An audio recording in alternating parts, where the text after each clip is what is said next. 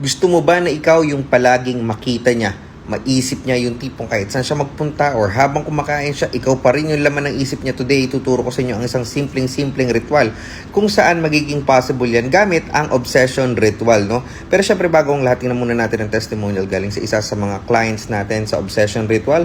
Sabi, hello po Sir Kino, good morning, kamusta po kayo? Update po ako sa inyo, last Friday, nagulat ako, nagpunta dito yung partner ko. Hindi ko alam kung ano mararamdaman ko, kung matutuwa ba ako, malulungkot ako, no?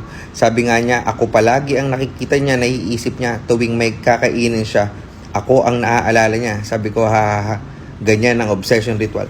Ano ang maaari natin gawin today na maaaring kumain ng same effect na yan? Ang mga salitang ito ay maaari nyo ibulong sa kanyang picture ng 3 ulit at 3 beses nyo rin po yan gagawin sa isang araw for the next few days until such time na magsabi siya sa inyo na siya ay laging nakakaisip sa inyo o lagi kang laman ng isipan niya.